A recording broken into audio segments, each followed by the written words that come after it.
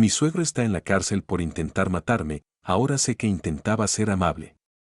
Hace un año, mi suegro intentó asesinarme. Lo planeó maravillosamente, el viaje a la cabaña en el bosque que su familia poseía. Empujándome al viejo pozo seco. Me robó el teléfono.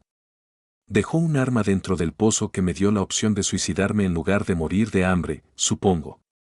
De cualquier manera, se habría salido con la suya. Sin embargo, no había tenido en cuenta al perro perdido.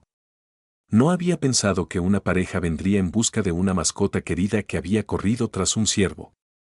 Que me encontrarían a mí, medio muerto de hambre y deshidratación, sosteniendo el arma, contemplándola seriamente después de casi 3 días en el pozo, plenamente consciente de que iba a morir de sed antes que de inanición.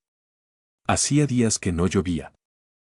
Cuando desperté en el hospital, mi esposa Samantha estaba a mi lado cogiéndome la mano, con su hermoso rostro húmedo por las lágrimas. A pesar de mi propio dolor físico, lo único que quería era que dejara de llorar. Así que suavemente cogí su mano y con gran esfuerzo la levanté hasta mis labios y le di un suave beso. Estaba tan preocupada por ti. ¿Qué te ha pasado? Me suplicó, con los ojos verdes brillantes por las lágrimas. La enfermera entró y me tomó las constantes vitales, luego le dijo a mi mujer que debía dejarme dormir un poco más. Me alegré de que me rescataran porque sabía que en cuanto revelara lo que realmente me había pasado, a mi mujer se le rompería el corazón para siempre. Su padre siempre había sido su persona favorita. Conocí a Samantha en el trabajo hace 3 años. Ella era la ejecutiva de marketing donde yo era desarrollador de software.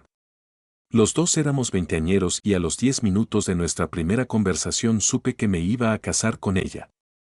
Era brillante, divertida, inteligente y no le hacía ascos a ser absolutamente preciosa, con unos ojos verdes brillantes y una larga melena pelirroja. A los 4 meses de salir con ella, conoció a mi familia. Vengo de una familia numerosa en la que mis padres tuvieron 4 hermanos cada uno y luego 5 hijos juntos. Nuestros almuerzos de los domingos son eventos ruidosos y estridentes en casa de mis padres, con la asistencia de al menos 20 personas, pero Sam estaba completamente encantada con mi familia. Y mis padres y hermanos la adoraban. Encajaba como la pieza que faltaba en un rompecabezas. Todo iba tan bien hasta que Sam decidió que era hora de que conociera al único miembro de su familia, su padre. Cameron Joyce era un hombre alto y corpulento que vestía y parecía un leñador.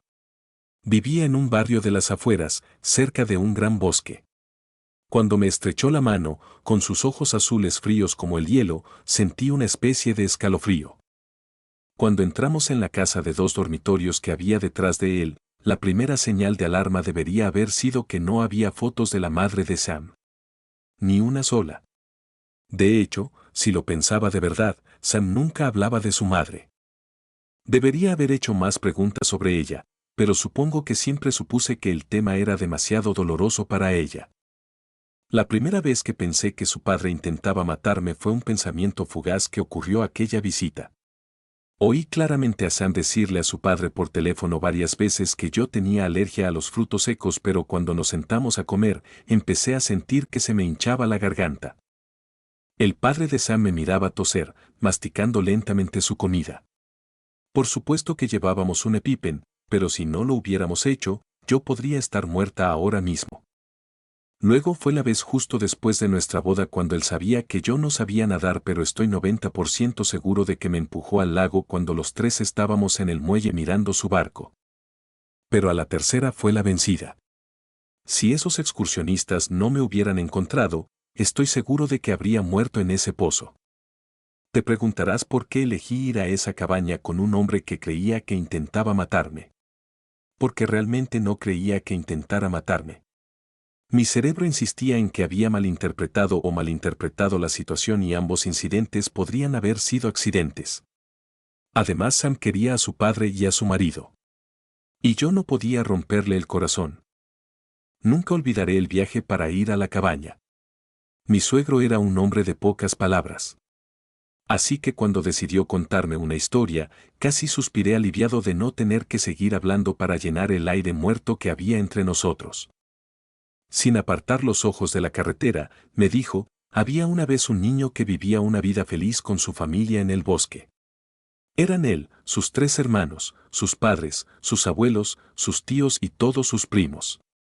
No sabía mucho del mundo más allá de su casa familiar, pero tenía 1000 cosas que hacer en el bosque, así que nunca se lo preguntó. Durante un tiempo, todo fue bien y como debía ser, el chico y su familia vivían de la tierra, cazaban y prosperaban. Hasta que un día, el día de su 19º cumpleaños, el chico vio a la mujer de blanco en la tripa de los árboles. Etérea y resplandeciente, brillaba como un duende blanco. Cuando preguntó a su madre por ella, le dijo que se mantuviera alejado de la mujer. Que nada bueno sale del bosque en una noche de luna de Oz. Estábamos cerca de la cabaña y, a medida que nos acercábamos, una extraña sensación empezó a recorrerme la espalda. Una sensación de que algo iba mal me atenazaba con fuerza. El niño escuchó a su madre. Durante 2 días no fue a buscar a la mujer. A la tercera noche, se encontró fuera de la casa caminando hacia el bosque.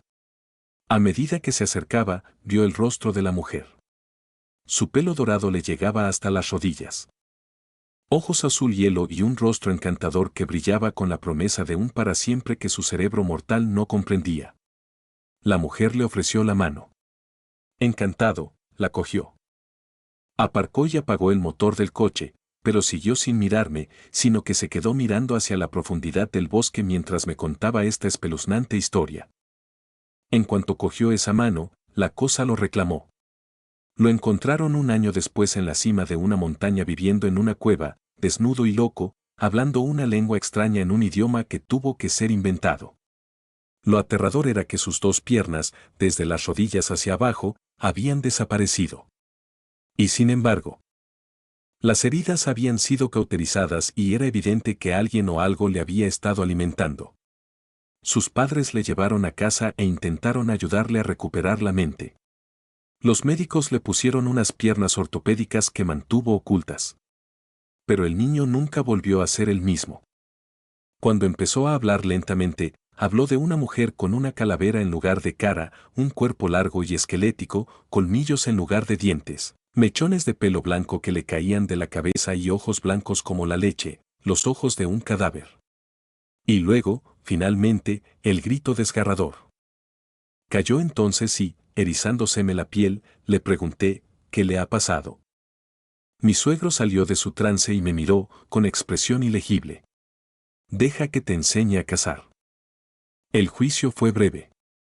Mi suegro fue sorprendido en posesión de mi teléfono y varios otros artículos que sugerían lo que planeaba hacer. Su historial de búsquedas en Internet revelaba extensas formas de asesinar a alguien. Cuando metieron a Cameron Joyce en la cárcel, mi mujer lloró hasta quedarse dormida todas las noches durante un mes. Creo que me culpaba de lo ocurrido, aunque nunca dijera esas palabras. La sorprendía mirando desde nuestro apartamento en dirección al bosque que podíamos ver claramente.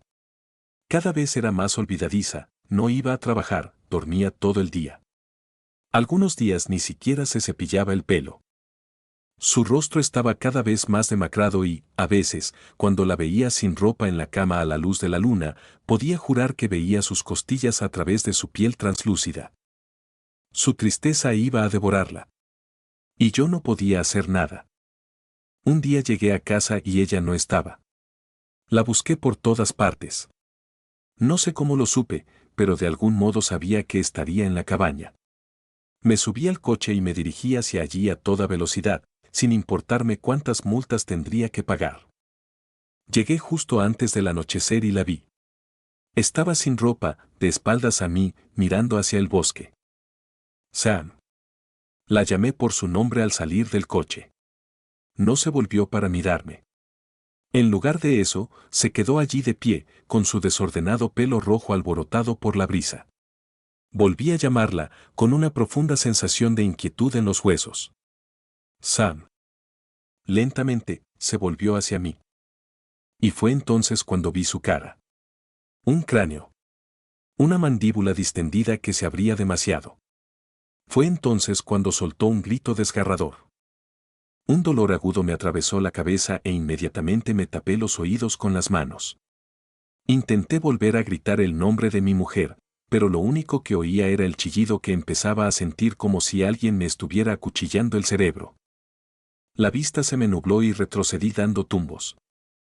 Una docena de figuras habían aparecido del bosque.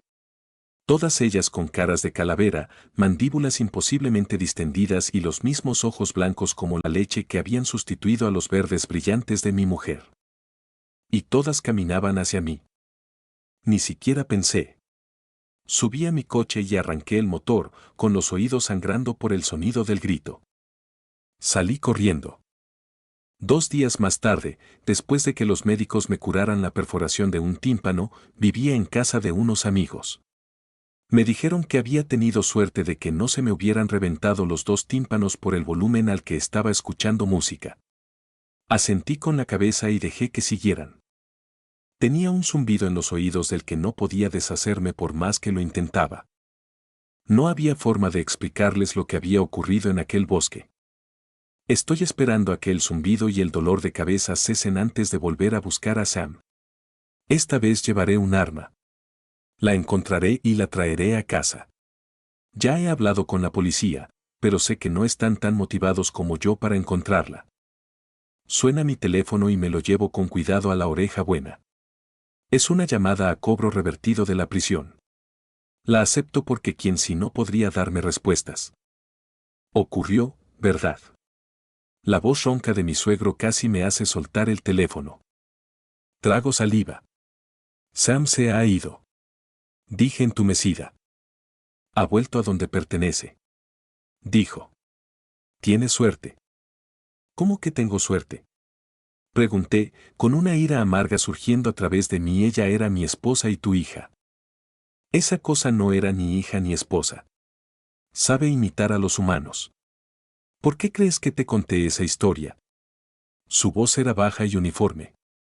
Me quedé boquiabierto. ¿Realmente estaba sugiriendo que era el niño del oscuro cuento de hadas que había contado? Eres cruel. Repudiar a tu hija, intentar matarme, deberías. Escúchame, chico, y escúchame bien. Esa criatura llegó a mi puerta unos meses después de que volviera del bosque. Entonces era un bebé y masacró a mis padres. Encontré trozos de ellos en su cabaña durante años. Luego procedió a matar a todos mis parientes. Pero no me dejaba morir ni me mataba, y no entendía por qué, hasta que me di cuenta de que me necesitaba como un parásito necesita a su huésped. Finalmente, cuando todos mis seres queridos estaban muertos y enterrados, necesitaba más presas. Y te encontró a ti. Tomará pedazos de ti y luego te mantendrá vivo para tomar pedazos de todos los que amas. Se alimentará de tu dolor mientras vives tu propio espectáculo de terror. Tragué saliva. Sin duda había perdido la maldita cabeza. ¿Qué demonios estaba intentando decir? Si yo fuera tú, cogería todas mis pertenencias y me iría. Dejaría el estado. Demonios, dejaría el país. Nunca mires atrás, ¿me oyes? Nunca. Con un chasquido agudo, colgó. Ojalá le hubiera escuchado. Ojalá no hubiera decidido que tenía que rescatar a mi mujer a toda costa. En lugar de eso, estoy aquí sentado en la oscuridad dentro de la vieja cabaña mirando por la ventana, con los dedos doblados alrededor del rifle de caza. Una luna en forma de hoz brilla plateada, la única luz en la noche negra como el azabache. Y allí, dentro de la oscuridad, me parece ver brillar una figura. Desde la distancia, casi se parece a mi mujer. Casi. Hasta que su inhumana mandíbula esquelética se distiende. Y grita. No olvides suscribirte, aquí te dejo con una historia extra. Mi novio de la infancia se ahogó cuando yo tenía 15 años, y desde entonces he recibido una rosa en la puerta de mi casa todos los días de San Valentín. Esta época del año siempre es dura para mí. Hace 10 años, el 13 de febrero, mi novio desapareció. Al día siguiente encontraron su cuerpo en la orilla del río. Mark y yo llevábamos saliendo 3 años, y el día de San Valentín habrían sido 3 años. Era dulce y maduro, a diferencia de muchos de los chicos de nuestro colegio. Recuerdo que ese primer San Valentín me escribió un poema en una tarjeta hecha a mano y la dejó con una sola rosa en mi escritorio. Tenía una pregunta al final, ¿quieres ser mía? Yo, por supuesto, dije que sí, ¿cómo iba a decir que no? Sé que parece una tontería mirando hacia atrás, teniendo en cuenta que éramos tan jóvenes, pero hicimos grandes planes para nuestro futuro. No podía haber otra realidad que la de estar juntos. Él y su familia vivían a la vuelta de la esquina de la mía, y a menudo nos escapábamos al parque de nuestra localidad. Las noches que pasábamos planeando cada detalle de nuestro futuro bajo las estrellas eran mágicas. Mi mundo empezó a desmoronarse cuando llegué a casa del colegio una noche. Llevaba todo el día preocupada porque no tenía noticias de Mark, y me parecía raro que no me hubiera enviado al menos un mensaje de texto. Cuando entré por la puerta principal, había un hombre y una mujer sentados en nuestro salón. Mis padres estaban con ellos y pude ver en los ojos llorosos y enrojecidos de mi madre que algo malo había ocurrido. La noche y el día siguiente fueron borrosos mientras los dos detectives me explicaban cómo había desaparecido Mark, y cómo habían encontrado su cuerpo sin vida en el río helado al día siguiente. Pasé el día de San Valentín sola, ahogándome en mis propias lágrimas. Hasta que llamaron a la puerta sobre las 8 de la tarde. Mi padre abrió la puerta y encontró una rosa. Tenía una pequeña nota que decía, Ana, te quiero. Cuando mi padre me entregó la rosa recién cortada y la pequeña nota, se me encogió el corazón al saber que era de Mark. Una parte de mí incluso se negaba a creer que se había ido, pero el funeral y los funerales posteriores me hicieron enfrentarme a la realidad, aunque me golpeara como un tren de mercancías. Aún me quedaba una pizca de esperanza. No fui a la escuela durante unas semanas. No podía afrontarlo, las preguntas, las miradas, todo era demasiado. Revivirlo ahora todavía me duele en el corazón. Casi había pasado un año y, aunque había vuelto a sonreír y a salir con mis amigos, las cicatrices seguían siendo profundas. Hubo un pequeño memorial de aniversario para la familia y los amigos íntimos, y la familia de Mark me apoyó tanto como yo a ellos. Cuando llegué a casa, encontré una rosa delicadamente colocada en el felpudo. Se me cayó el estómago al ver que llevaba la misma nota escrita a mano. Mis padres se preocuparon un poco, pero yo no sentí ninguna malicia ni nada espeluznante, sabía que era de él. Mientras colocaba la rosa en un pequeño jarrón con agua y la ponía en el centro del alféizar de mi ventana, sonreí mientras una lágrima recorría mi rostro. Con el paso de los años, mantuve esta tradición y la rosa solitaria estaba siempre en mi puerta cada día de San Valentín. Sé que parece una broma enfermiza y retorcida de alguien que se aprovecha de la tragedia, pero en mi mente era una pequeña señal de Mark. En ese momento, volví a sentir su amor.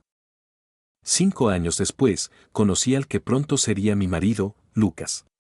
Era consciente de mis problemas pasados con las relaciones, pero fue paciente y comprensivo.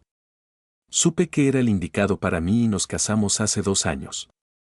Ese verano nos mudamos a nuestra primera casa después de vivir en un apartamento de alquiler.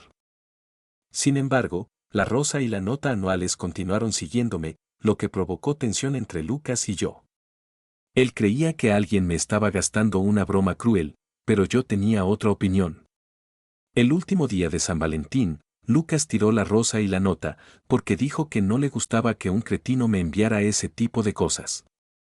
Esto llevó a una acalorada discusión, que acabó conmigo llorando hasta quedarme dormida mientras él dormía en el sofá. Al día siguiente, encontré en mi buzón una rosa aplastada y descompuesta, con un corazón roto dibujado a mano en la nota adjunta. La sostuve en mi mano temblorosa mientras entraba, me derrumbé al colocar los restos de nuestra flor y la nota con el corazón roto en mi mesilla de noche. En los meses siguientes, empezaron a ocurrir cosas extrañas en nuestra casa. La televisión se encendía en mitad de la noche, los armarios se abrían solos mientras trabajábamos y por la noche se oían pasos en la terraza. Luke decidió instalar cámaras en el exterior, pero no se veía nada. Eso fue hasta la semana pasada, cuando la cámara del patio trasero captó una noche una figura oscura que se movía por la pared exterior, junto a nuestra puerta trasera. Luke me contó que la aplicación de seguridad le avisó a las 2:25 de la madrugada, se levantó de la cama y fue a comprobar que nadie había entrado. Al entrar en la cocina, de repente las luces empezaron a zumbar y a parpadear por encima de él. Entonces sintió un dolor agudo cuando algo le arañó la espalda desnuda. Bajé corriendo a ver cómo estaba después de oír su grito de dolor. Vi 5 arañazos de color rojo intenso que le recorrían la espalda. Cuando le limpié las heridas y nos calmamos un poco, volvimos a la cama. Volví a ver la grabación a la mañana siguiente y, efectivamente, captaba la figura sombría que se cernía sobre nosotros. Fue entonces cuando me di cuenta de que sostenía una flor. Era la silueta de una rosa. La pena y la culpa que sentí en ese momento fueron incomprensibles. Como Mark seguía intentando demostrarme su amor desde el más allá y yo había seguido adelante y le había dejado de lado. Ahora me siento aterrorizada por lo que pueda pasarme a mí o a Lucas este próximo San Valentín.